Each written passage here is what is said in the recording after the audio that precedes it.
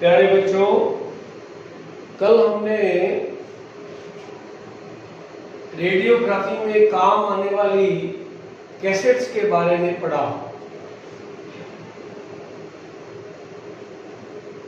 Cassette के अंदर एक और स्ट्रक्चर मैंने बताई थी, उसका नाम है इंटेंसिफाइंग स्क्रीन। इंटेंसिफाई का मतलब होता है किसी चीज को तीव्रता प्रदान करना।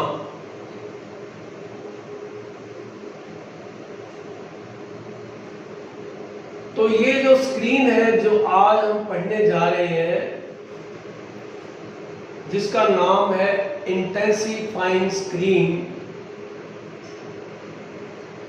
ये भी एक्स रेज को एक प्रकार से मोटे तौर पे कह सकते हैं कि ये तीव्रता प्रदान करती है। हम इसकी डिटेलिंग पढ़ेंगे अभी, कैसे ये काम करती है और इसका क्या पर्पज है।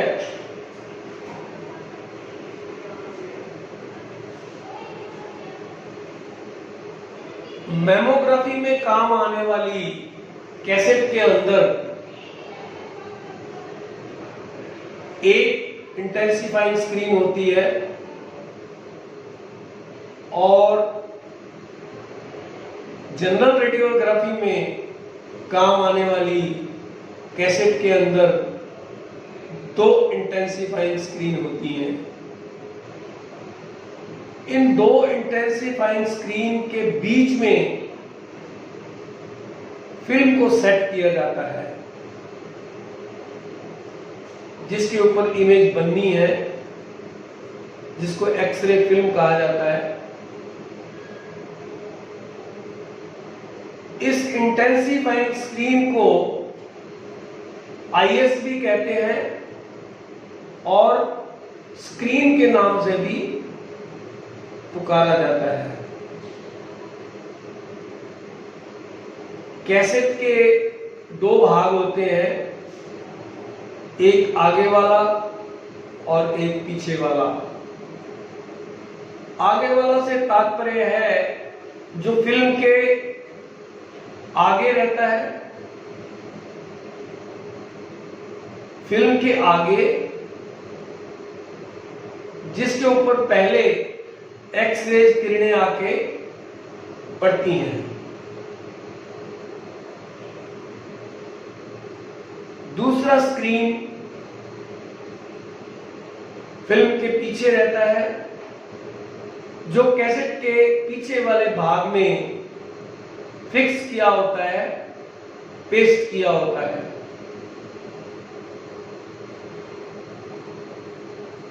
पीछे वाले इंटेंसिफाइंग स्क्रीन के पीछे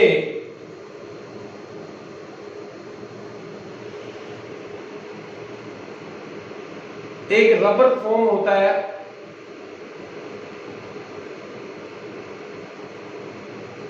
जो कि दोनों इंटेंसिफाइंग स्क्रीन को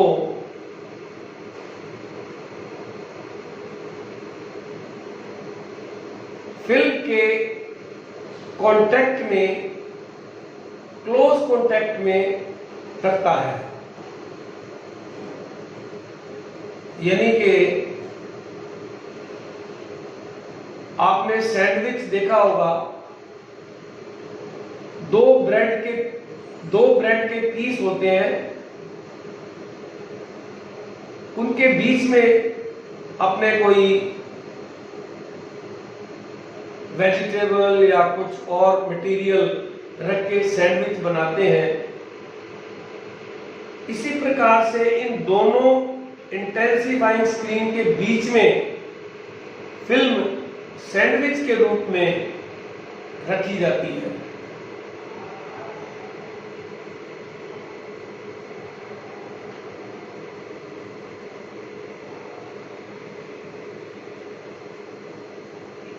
कल भी हमने पढ़ा था कि इंटेंसिफाइंग स्क्रीन को साफ रखना चाहिए, इसके ऊपर धूल मिट्टी नहीं होनी चाहिए, स्क्रैचेस नहीं होने चाहिए, दाग धब्बे नहीं होने चाहिए, नहीं तो फिल्म पे जो इमेज आएगी वो अच्छी क्वालिटी की नहीं होगी।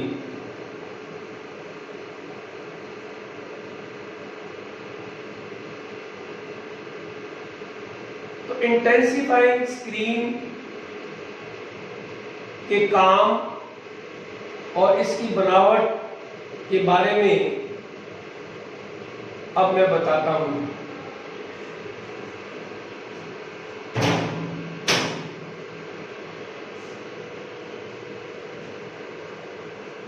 ये एक्सरे ट्यूब है,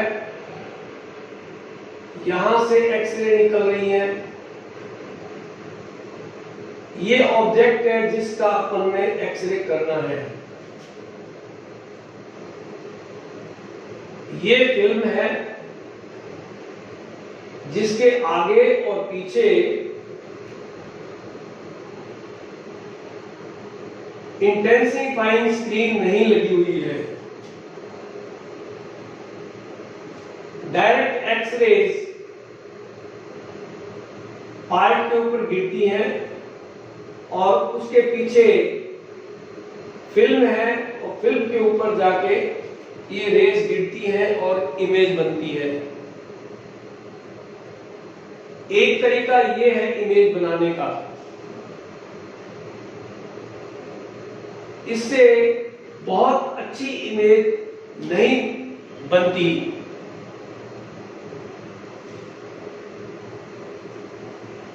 इसी कारण से हमें इंटेंसिफाइंग स्क्रीन बनाने की जरूरत पड़ी कि डायरेक्ट एक्सरे फिल्म पे गिरने से इमेज की क्वालिटी अच्छी नहीं होती।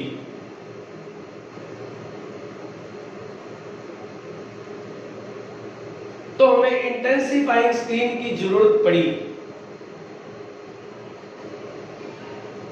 इंटेंसिफाइंग स्क्रीन इस फिल्म के आगे और इस फिल्म के पीछे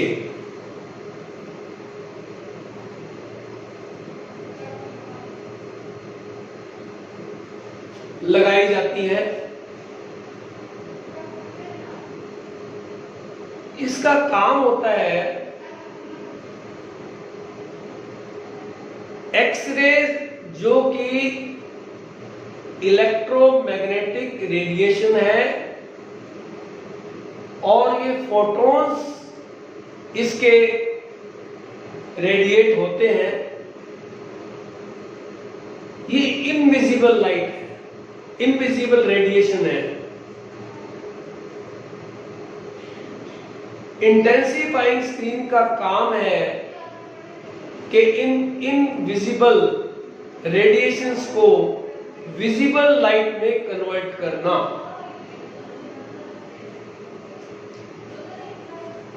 जैसे ही ये एक्सरे किरणें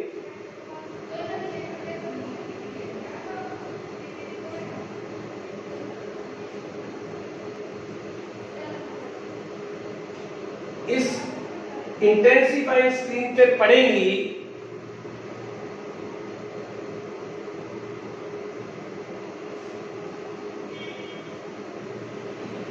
ये एक्सरे रेडिएशन विजिबल लाइट में कन्वर्ट हो जाएंगी।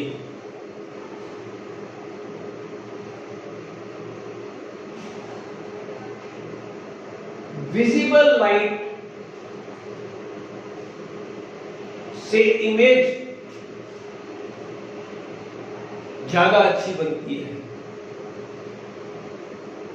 विजिबल लाइट से ज्यादा क्लियर,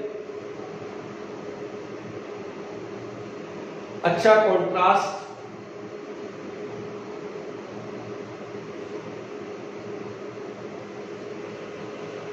कुछ रेज जो इसको पार करके दूसरी तरफ चली जाती हैं फिल्म के, इधर भी एक इंटेंसिव स्क्रीन लगी होती है जो इनको रेज को वापस रिफ्लेक्ट कर देती है।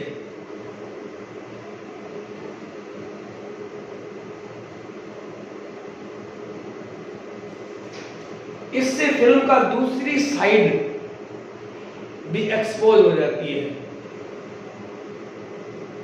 फ्रंट साइड ऊपर से आने वाली light radiation, visible light radiation से एक्सपोज हो जाता है फ्रंट पोर्शन, और पीछे का भाग, पीछे वाली जो इंटेंसिफाइंग स्क्रीन है वो रिफ्लेक्ट करती है और फिल्म के ऊपर वो लाइट रेडिएशन पड़ते हैं और इमेज बनती है और इमेज की क्वालिटी अच्छी होती है। अब मैं आपको डिटेल में इंटेंसिफाइंग स्क्रीन की स्ट्रक्चर बताता हूं। ये इंटेंसिफाइंग स्क्रीन है, ये इंटेंसिफाइंग स्क्रीन है।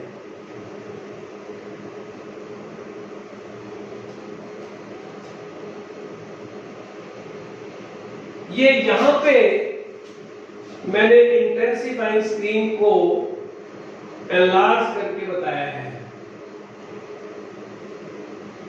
ये फिल्म है, ये वाली इंटेंसिफाइंग स्क्रीन है, और यहां पे हम और इंटेंसिफाइंग स्क्रीन एक पीछे होती है जो उसको भी बना सकते हैं।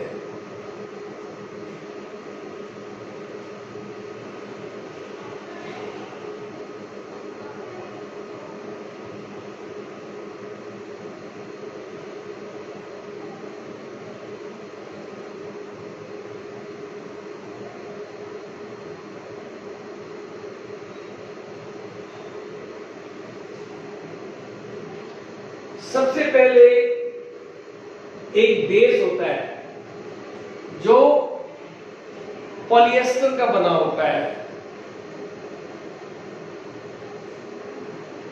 जो कि इसको स्थिरता प्रदान करता है।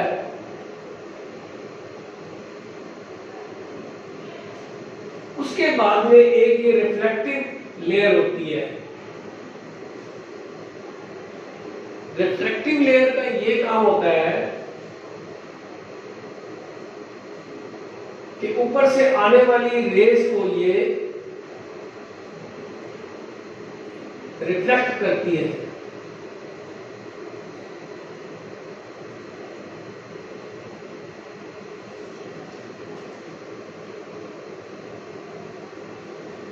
रिफ्लेक्ट जो आगे चली जाती है उनको रिफ्लेक्ट करती है, और ये जो लेयर है इसको फॉस्फर लेयर कहते हैं।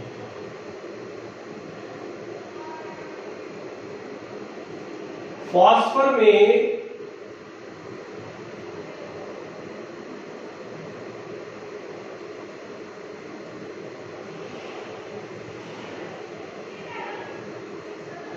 टंगस्टन, कैल्शियम टंगस्टेट नाम के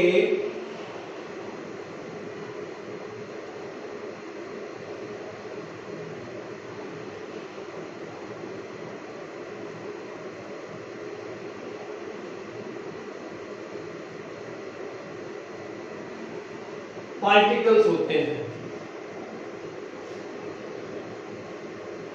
ये कैल्शियम टंगस्टेट नाम के पार्टिकल्स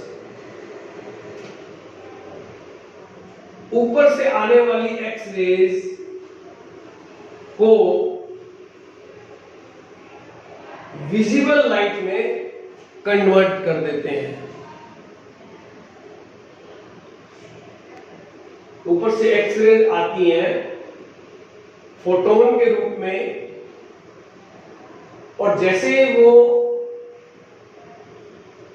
फॉस्फर जो लेयर है इसके ऊपर एक्स रे गिरती है, ये फॉस्फर लेयर में कैल्शियम टंगस्टेट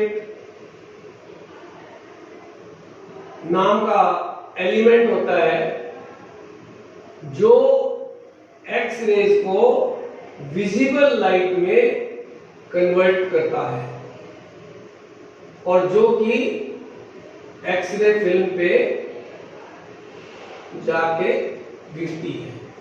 ये सारी विजिबल लाइट्स हैं जो हम अपनी आंखों से देख सकते हैं। ये विजिबल लाइट्स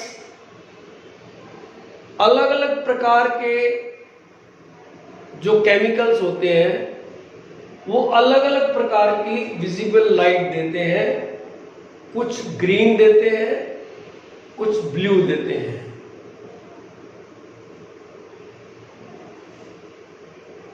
तो ये देखना पड़ता है कि हमारी फिल्म से कौन सा कलर मैच होगा। उसी प्रकार का केमिकल और उसी प्रकार की फिल्म ली जाती है। यहां से अगर ब्लू विजिबल लाइट एमिट हो रही है तो हम यहां ब्लू मैचिंग वाली फिल्म लगाएंगे।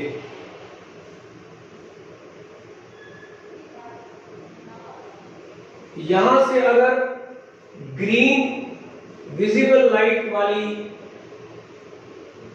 रेडिएशंस आ रही है तो हम यहां पे ग्रीन वाली मैचिंग फिल्म लगाएंगे।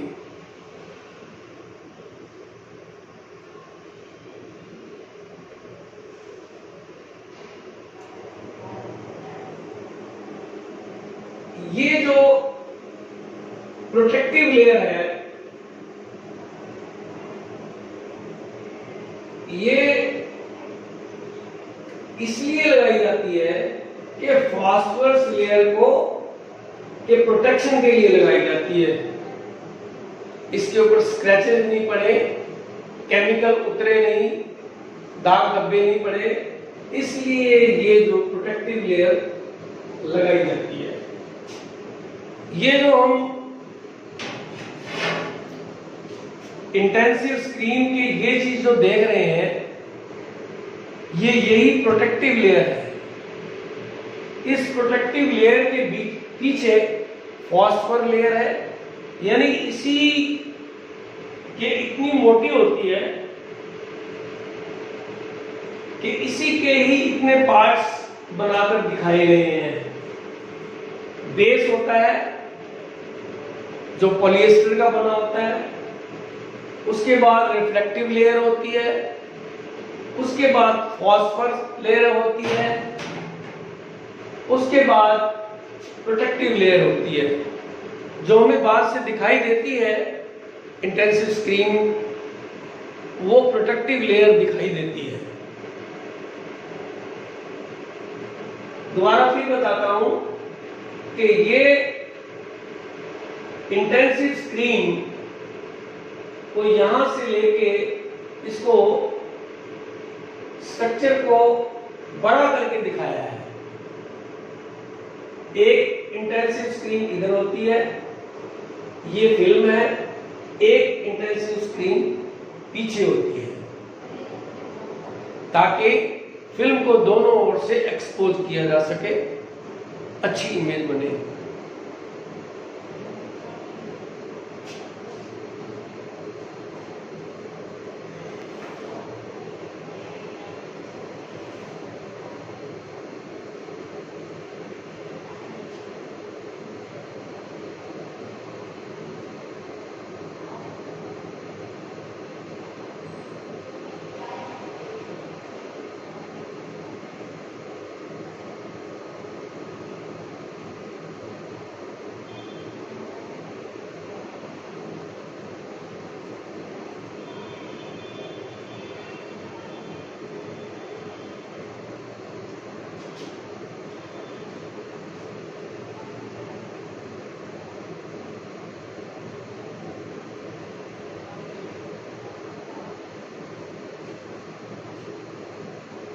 फॉस्फर लेयर से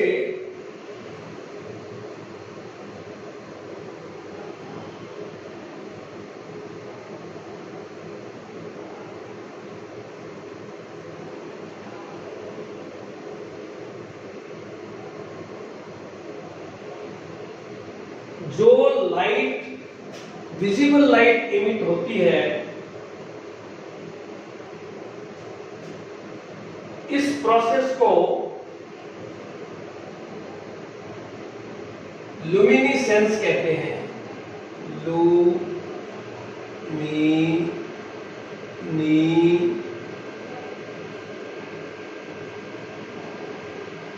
लुमिनिसेंस कहते हैं। फॉस्फरस लेयर से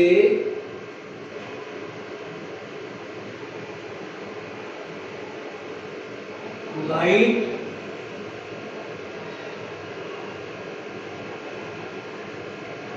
इमिशन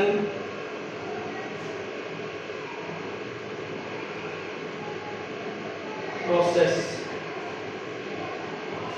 फॉस्फर लेयर से लाइट इमिशन प्रोसेस को लुमिनिसेंस कहते हैं।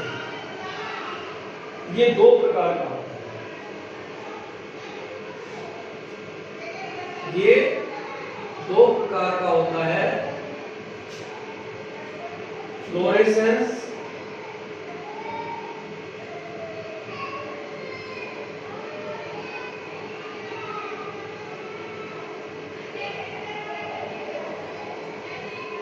and phosphorescence।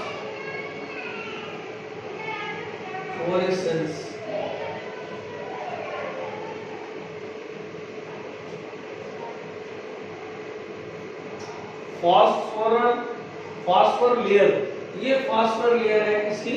इंटेंसिव स्क्रीन की। फॉस्फर लेयर से लाइट इमिशन का जो प्रोसेस है उसको लुमिनिसेंस कहा जाता है। लुमिनिसेंस दो प्रकार का होता है, एक फ्लोरेसेंस और एक फॉस्फोरेसेंस।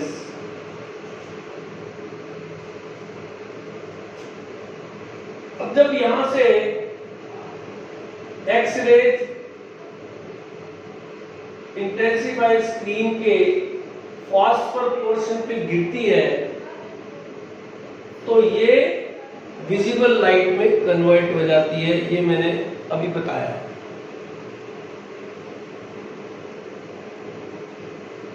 अब ये कितना समय लेती है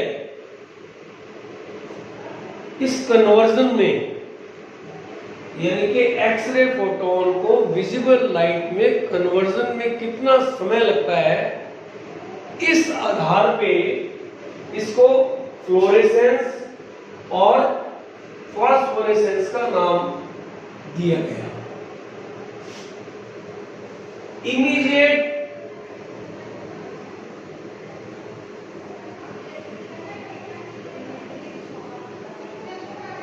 इमीडिएट को कहा गया फ्लोरेसेंस, और थोड़ा सा समय लगे उसके बाद में उसका कन्वर्जन हो उसको कहा गया फॉस्फोरेसेंस।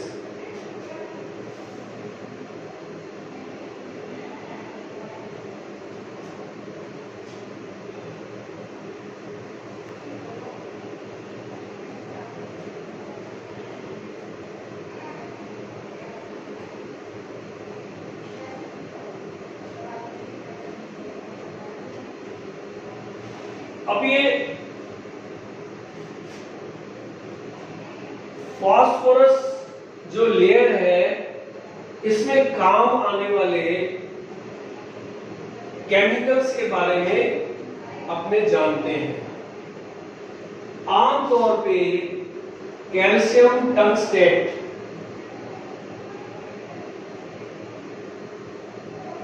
एलिमेंट को काम में लिया जाता है।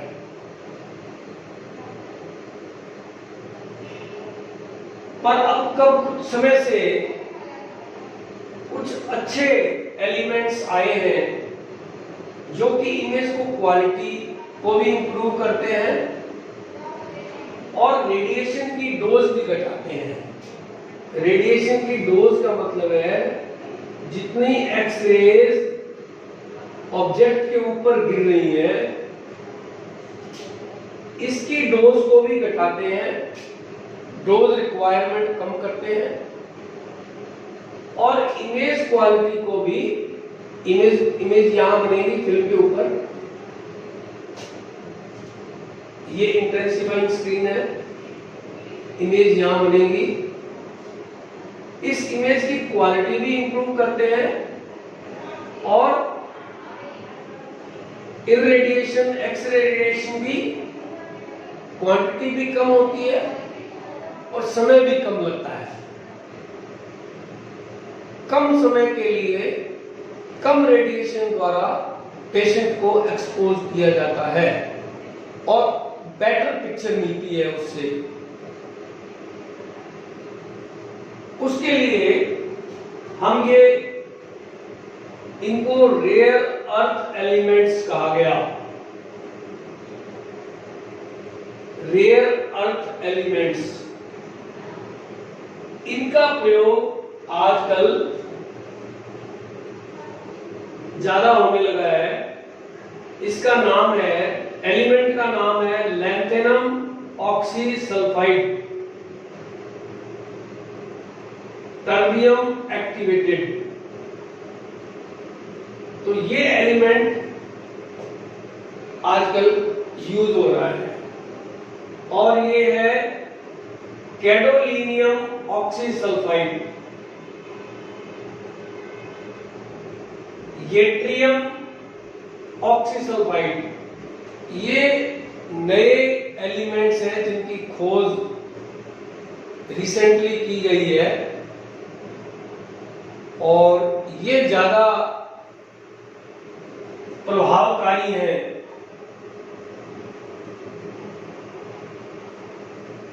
इनसे पिक्चर की क्लैरिटी और रेडिएशन की अमाउंट, क्वांटिटी और रेडिएशन की का टाइम,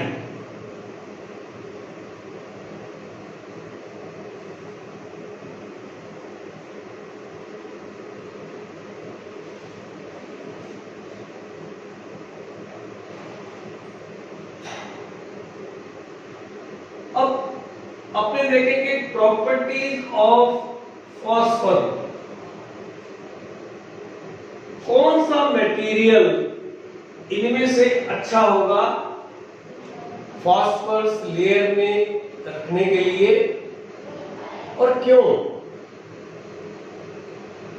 उसकी क्या क्या प्रॉपर्टीज होनी चाहिए कि वो एक अच्छा फॉस्फर सिद्ध हो? ये सारे फॉस्फर कंपाउंड है, फास्फोरस नहीं है। फास्फोरस अपने आप में एक अलग एलिमेंट है, ये फॉस्फर है। फॉस्फर इस सब्सटेंस को कहा गया है जो इस लेयर के अंदर, इंटेंसिफाइंग स्क्रीन की इस लेयर के अंदर, फॉस्फर लेयर के अंदर फॉस्फरस एलिमेंट है। ये फॉस्फर एलिमेंट कौन कौन से हैं? ये टंगस्टेट भी हो सकता है, ये भी हो सकता है, ये भी हो सकता है, ये भी हो सकता है। इनमें से कोई भी काम में ले सकते हैं अपनी जरूरत के मुताबिक। अब कौन सा सबसे बढ़िया फॉस्फर है, उसकी क्या क्या प्रॉपर्टीज है जिससे ये पता लगे कि भी ये एक अच्छा फॉस्फर है? तो सबसे पहले उसकी एक क्वालिटी ये होनी चाहिए कि वो एब्जॉर्प्शन एफिशिएंसी उसमें होनी चाहिए।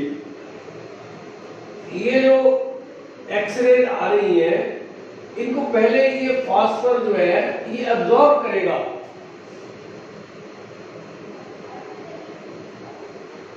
तो तो जितना ज्यादा अब्जॉर्ब करेगा उसकी क्वालिटी उतनी अच्छी मानी जाएगी। इसका टेक्निकल ये अब्जॉर्प्शन एफिशिएंसी का मतलब है कि उसमें कितनी एक्सरे इलेक्ट्रॉन्स को अपने में एब्जॉर्ब करने की कितनी क्षमता है।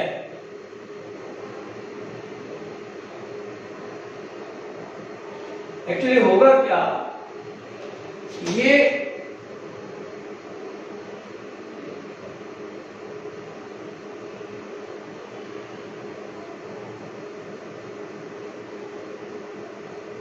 न्यूक्लियस है,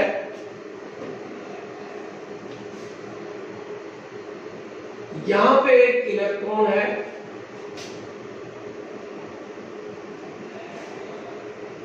ये एक्सरे आई, यहां पे फोटोन आया एक्सरे का, और ये एनर्जी लेके इलेक्ट्रॉन बाहर चला गया, यहां आ गया।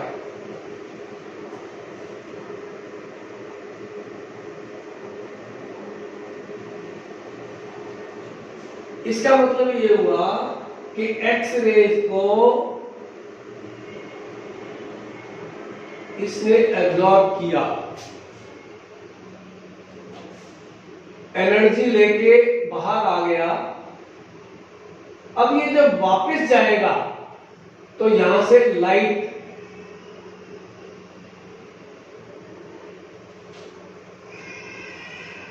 एनर्जी के रूप में बाहर निकलेगी, और इसी लाइट एनर्जी को हम आगे फिल्म को एक्सपोज करने के लिए काम में ले रहे हैं।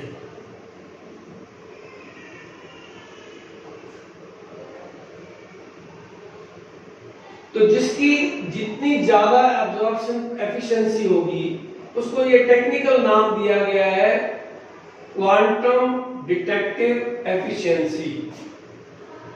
शॉर्ट में इसको कहेंगे एब्जॉर्प्शन एफिशिएंसी।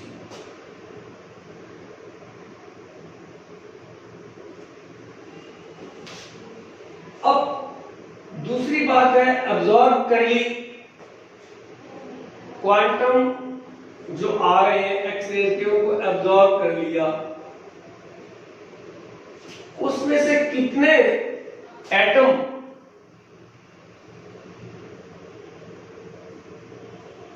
आगे लाइट एनर्जी में, वो क्वांटम एनर्जी लाइट एनर्जी में कन्वर्ट हो रही है। ऊपर से मान लो सपोज कर रहे हैं 50 एनर्जी आ गई, 50 में से 10 एब्जॉर्ब कर ली, 10 में से 8 लाइट एनर्जी में कन्वर्ट होगी, तो 50 में से 10 तो एब्जॉर्ब हुई, तो ये तो एब्जॉर्प्शन एफिशिएंसी हो गई कि 40 तो एब्जॉर्ब ही नहीं हुई। उस 10 में से 8 में कन्वर्ट लाइट में कन्वर्ट हो गए, 2 कन्वर्ट हुए ही नहीं, तो ये हमारी कन्वर्जन एफिशिएंसी हो गई। अब स्पेक्ट्रल मैचिंग मैंने पहले भी बताया है कि ये जो लाइट यहां से इमिट होगी, जो विजिबल लाइट इमिट होगी, जो जाके अल्टीमेटली फिल्म के ऊपर पड़ेगी, वो लाइट 2 कलर की होती है depending upon the material use. Phosphor, कौन सा फास्फर हमने यूज किया है इनमें से, कुछ फास्फर ग्रीन लाइट देते हैं, कुछ फास्फर ब्लू लाइट देते हैं। तो ग्रीन लाइट के लिए ग्रीन मैचिंग फिल्म यूज करेंगे और ब्लू लाइट के लिए ब्लू मैचिंग फिल्म यूज करेंगे।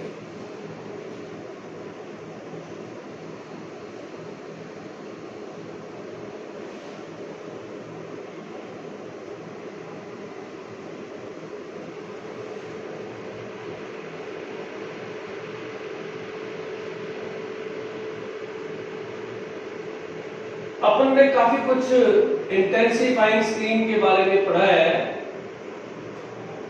तो अब अपने ये देखेंगे कि भी ऐसी क्या क्या कैरेक्टरिस्टिक्स हैं, ऐसी क्या क्या प्रॉपर्टीज एक अच्छी इंटेंसिफाइंग स्क्रीन के अंदर होनी चाहिए। क्या क्या प्रॉपर्टीज उसमें अच्छी इंटेंसिफाइंग स्क्रीन में होनी चाहिए। तो सबसे पहला जो कैरेक्टरिस्टिक इंपॉर्टेंट, मोस्ट इंपॉर्टेंट है, वो ये कि जो एक्सरे फोटोन आते हैं उनका ज्यादा से ज्यादा एब्जॉर्प्शन करे, ऐसी इंटेंसिफाइंग स्क्रीन चाहिए हमें।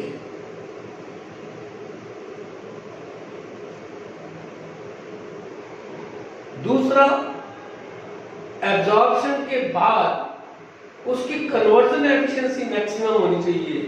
ये एक अच्छी इंटेंसिफाइंग स्क्रीन की कैरेक्टरिस्टिक है।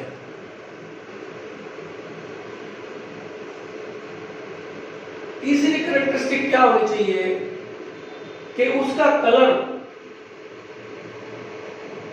ग्रीन या ब्लू वो फिल्म के कलर से मैच होना चाहिए। इसको टेक्निकल लैंग्वेज में स्पेक्ट्रम कहते हैं। यानी फास्फोरस जो लाइट कन्वर्ट करके एमिट कर रहा है उस लाइट का स्पेक्ट्रम और फिल्म का लाइट स्पेक्ट्रम एक होना चाहिए।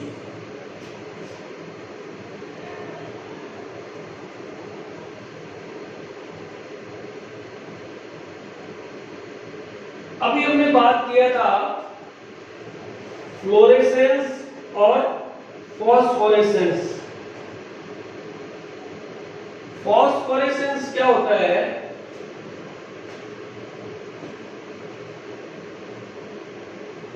फोटन एनर्जी को विजिबल लाइट एनर्जी में कन्वर्ट करने की प्रोसेस को ही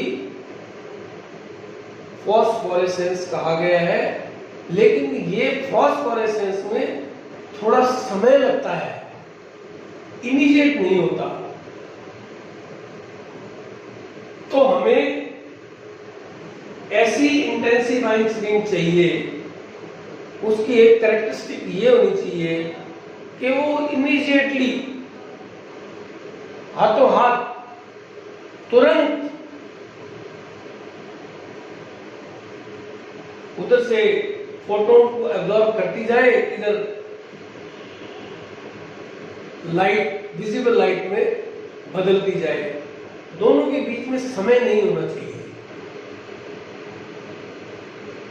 या इसको और तरीके से कह सकते हैं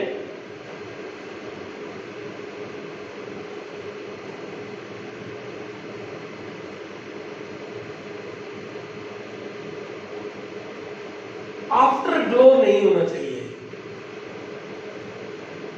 हमने ऊपर से रेडिएशन देना बंद कर दिया, फिर भी इंटेंसिफाइंग स्क्रीन ग्लो कर रही है, इसको कहेंगे आफ्टर ग्लो, क्योंकि वो लेट चल रही है। उसका कन्वर्जन जो है वो उतना एफिशिएंट नहीं हो रहा है, कन्वर्जन थोड़ा लेट चल रहा है। जो पहले फोटोन आए उनको थोड़ी देर बाद में किया, उसके बाद में उनको थोड़ी और देर बाद में किया, तो तुरंत नहीं कर पाना ये गलत है। तुरंत नहीं कर पाना और सब कुछ बंद करने के बाद भी उसमें से लाइट इमिट होते रहना, इसको आफ्टर ग्लो का नाम दिया गया है।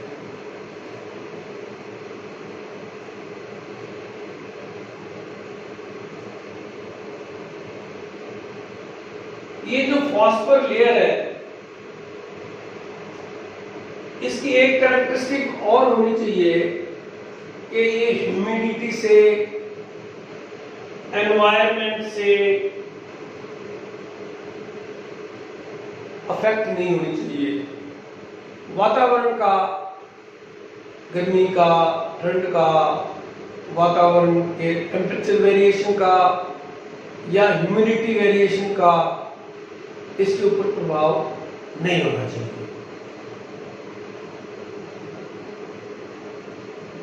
और ये फ्लेक्सिबल और टफ होनी चाहिए। ऐसे नहीं कि हमने कैसेट के अंदर इसको दोनों तरफ लगा रखा है और ये मुड़ रही है या इसमें सलवट पड़ रहे हैं, ऐसा एक अच्छी इंटेंसिफाइंग स्क्रीन में नहीं होना चाहिए।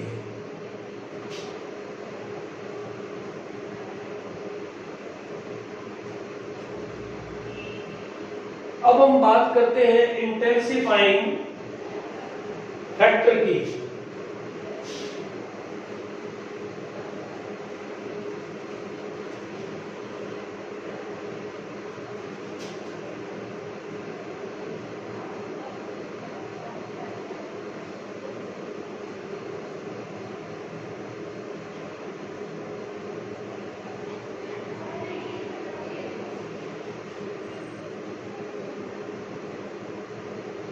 इंटेंसिफाइंग फैक्टर ये क्या होता है?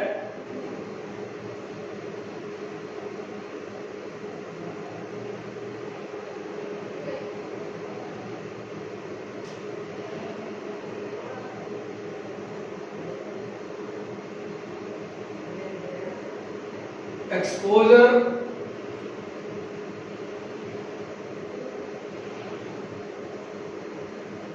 required when IS is not in use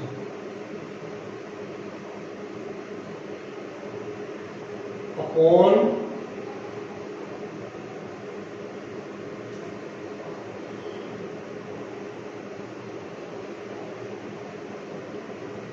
exposure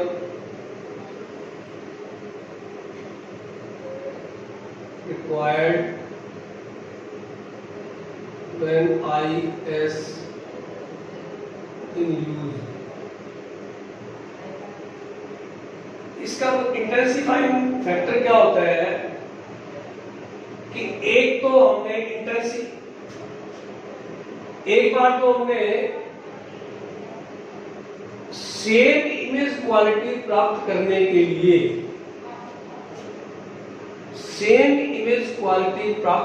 के लिए हमने एक बार तो इमेज ये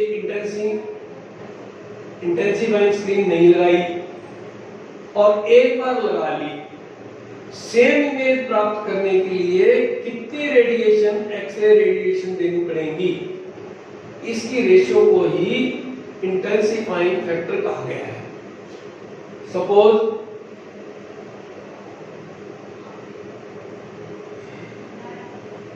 अपन ने इंटेंसिफाइंग स्क्रीन लगाई ही नहीं है और ये 10 मिली एम्पियर इसमें हमें एक्सरे देना पड़ा, 10 मिली एम्पियर।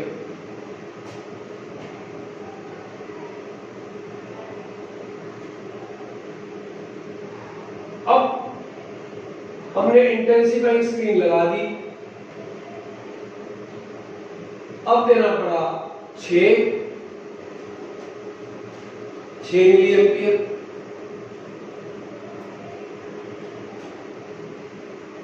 तो when not in use 10 IF बराबर 10/6। ये 6 इमेज सेम है। यही इमेज हमने 10 एम्पियर का 10 mA का एक्सरे देके प्राप्त की है बिना इंटेंसिफाइंग स्क्रीन यूज किए, और जब इंटेंसिफाइंग स्क्रीन यूज किया है तो 6 मिली mA दिया है। इमेज हमने सेम प्राप्त की है दोनों बार।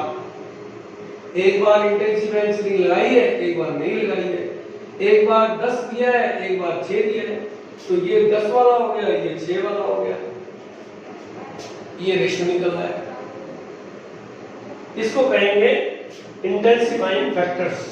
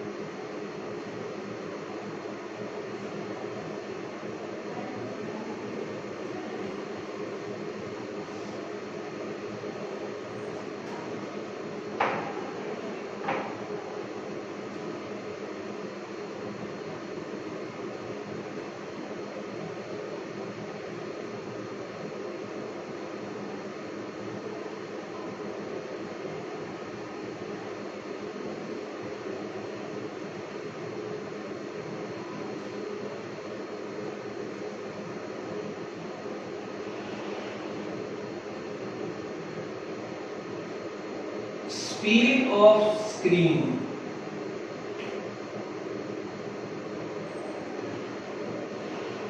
मैंने पहले भी कहा है कि इंटेंसिफाइंग स्क्रीन भी कह सकते हैं और केवल स्क्रीन भी कह सकते हैं।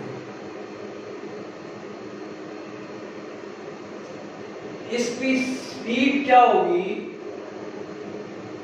कि कितनी जल्दी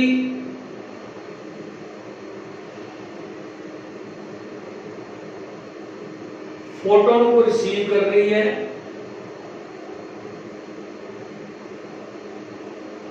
और विजिबल लाइट में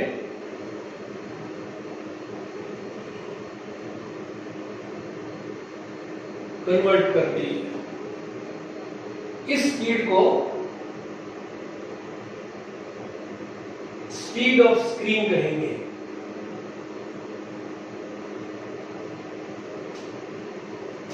अब ये कितनी प्रकार की स्पीड होती है? रैपिड,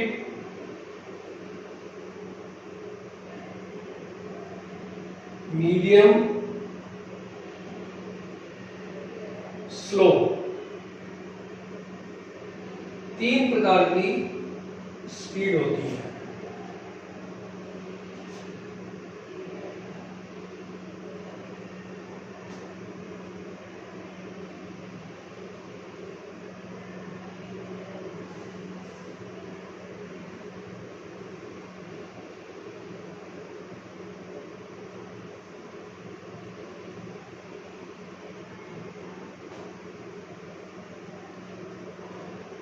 तो फास्ट स्पीड जो होती है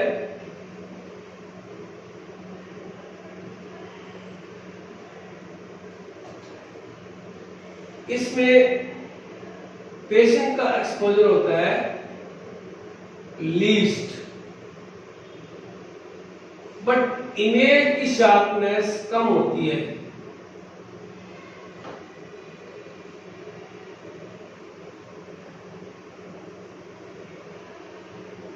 क्वालिटी ऑफ इमेज ये डाउन होती है।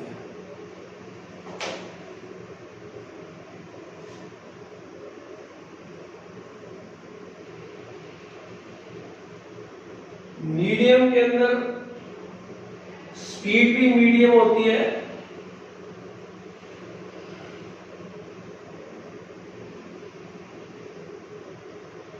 और क्वालिटी भी मीडियम होती है।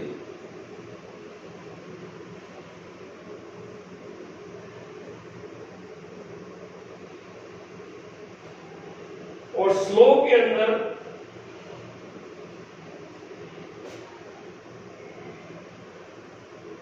मैक्सिमम एक्सपोजर होता है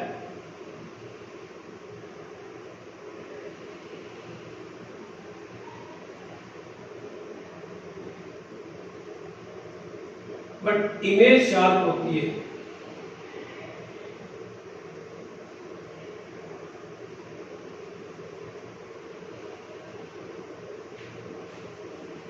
ये हो गया।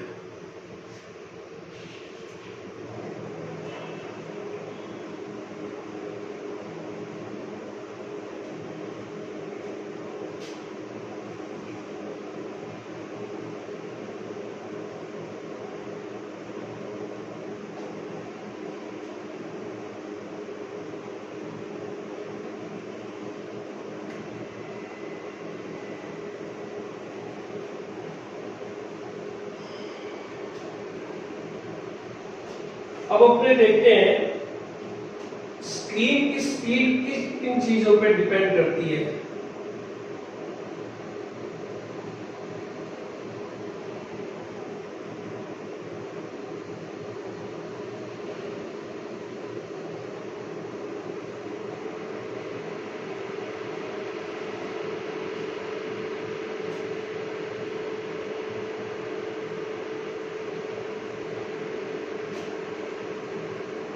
अगर थिकनेस ज्यादा होगी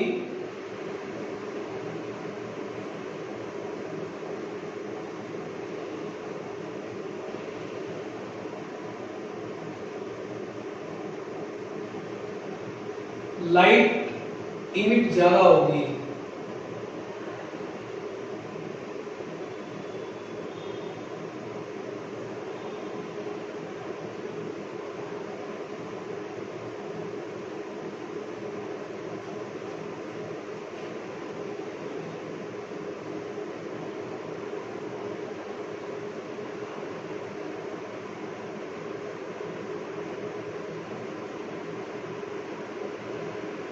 more light emitted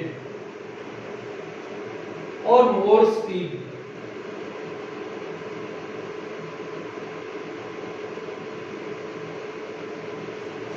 एक कैरेक्टरिस्टिक ये होगी। दूसरा क्रिस्टल का साइज, ये थिकनेस का मतलब है कि ये लेयर जो है फॉस्फोर लेयर अगर थिक होगी तो ये लाइट ज्यादा इमिट करेगी और इसलिए स्पीड ज्यादा होगी। दूसरी है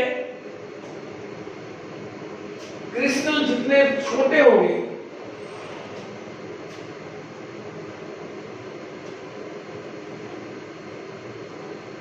उतनी स्पीड कम होगी।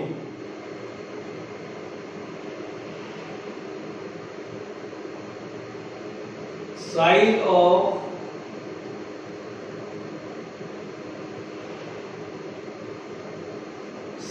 क्रिस्टल छोटे हैं,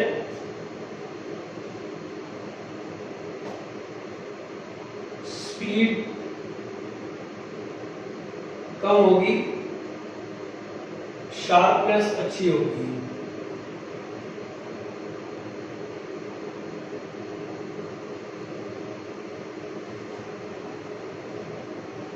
इसका उल्टा भी लिख सकते हैं, अगर साइज ऑफ क्रिस्टल बड़ा होगा स्पीड ज्यादा होगी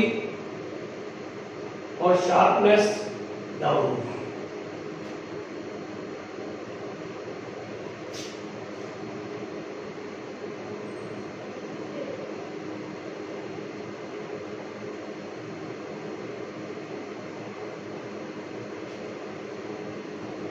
पहले भी इतने बात कर चुके हैं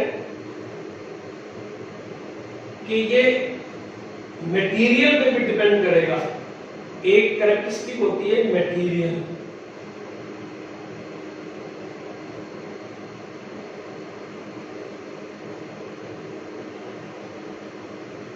रेयर अर्थ मटेरियल,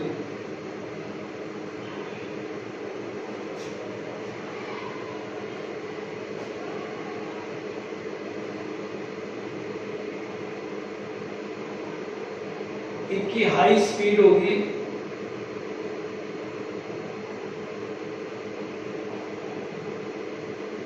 और शार्पनेस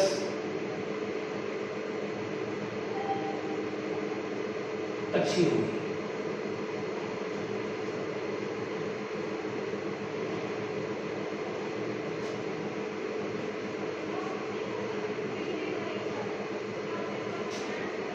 और एक्सपोजर कम चाहिए होगा।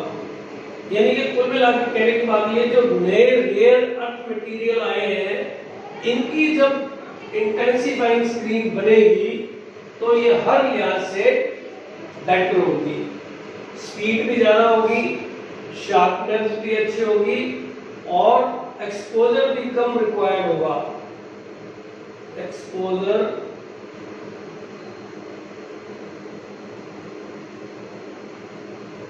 Required less.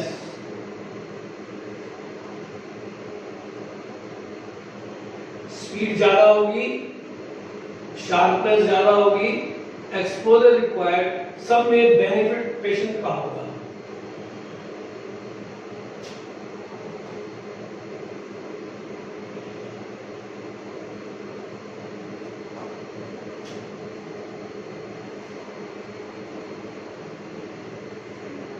क्लीनिंग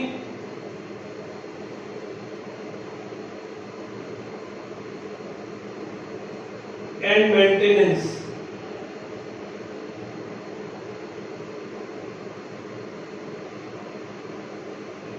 इसकी इंटेंसिफाइंग स्क्रीन की, जो आज हम शुरू से अब तक इंटेंसिफाइंग स्क्रीन की ही बात कर रहे हैं।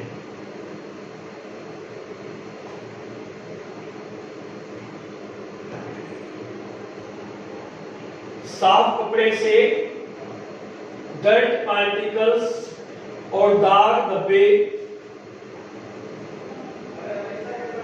हटाते रहना चाहिए, रेगुलरली क्लीन करते रहना चाहिए, स्क्रैचेस ना पड़े इस बात का ध्यान रखना चाहिए और घर्षण विद्युत पैदा ना हो इसलिए एक सॉफ्ट कपड़े का इस्तेमाल करना चाहिए और स्क्रीन को अच्छी तरह साफ करके फिर कैसेट को बंद करना चाहिए। किसी प्रकार से स्क्रीन, इंटेंसिफाइंग स्क्रीन गीली नहीं रहनी चाहिए, मॉइस्चर नहीं होनी चाहिए, स्क्रैचेस नहीं होने चाहिए, दाग धब्बे नहीं होने चाहिए। इस तरह से इसका रखरखाव भी अत्यंत आवश्यक है। Thank you very much.